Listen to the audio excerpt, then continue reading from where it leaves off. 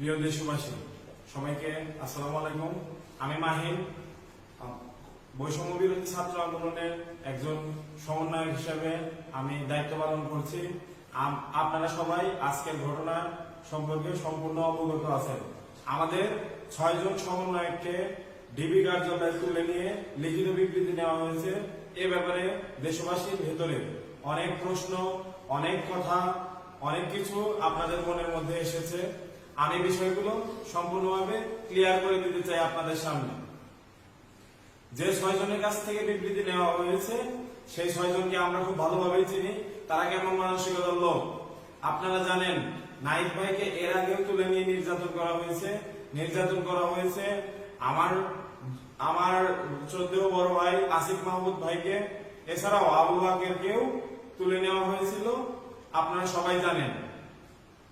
আমি প্রত্যেকের প্রতি অনুরোধ করব, তাদের প্রতি কোনো ঘৃণার মনোভাব প্রকাশ না করতে।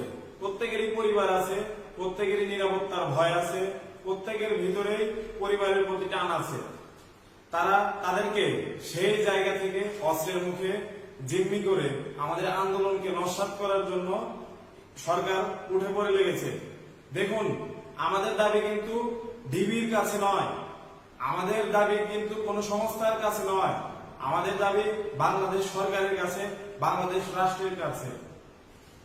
আমাদের যে দাবি, সেই প্রেস রিলিজ বা প্রেস বিজ্ঞপ্তি আমরা সবসময় সাংবাদিকদের মাধ্যমে দিয়েছি।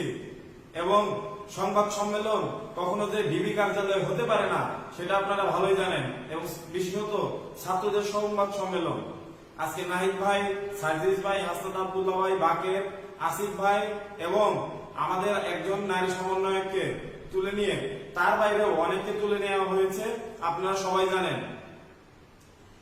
সরকারের এবং পুলিশ প্রশাসনের যে এই সম্মিলিত ঘৃণিত চক্রান্ত, আমরা এর নিন্দা ও প্রতিবাদ জানাচ্ছি। দেশবাসীর প্রতি এবং ছাত্র জনতার প্রতি আমার এবং আমাদের সমন্বয়কের বাকি যারা বাইরে আছে, প্রত্যেকের উদাত্ত আহ্বান থাকবে, আপনারা সবাই মাঠে নেমে আসুন। আমাদের কালকে বিক্ষোভ কর্মসূচি আছে এবং সেই বিক্ষোভ কর্মসূচিতে যোগদান করুন। আপনারা সবাই স্পষ্টভাবে একটা কথা আপনাদের মনে রাখতে হবে, আপনারা কিন্তু আমাদের কারো চেহারা দেখে, আমাদের কারো স্ট্যাটাস দেখে কিন্তু আপনারা এই আন্দোলনে আসেননি। কালকে যদি আমাকে তুলে নিয়ে যাওয়া হয় এবং তারপর যদি আপনি দেখেন আমার অবস্থান পরিবর্তিত হয়েছে, ধরে নেবেন আমার উপরে অনেক জুলুম করা হয়েছে, আমাকে, আমার পরিবারকে থ্রেট দেওয়া হয়েছে।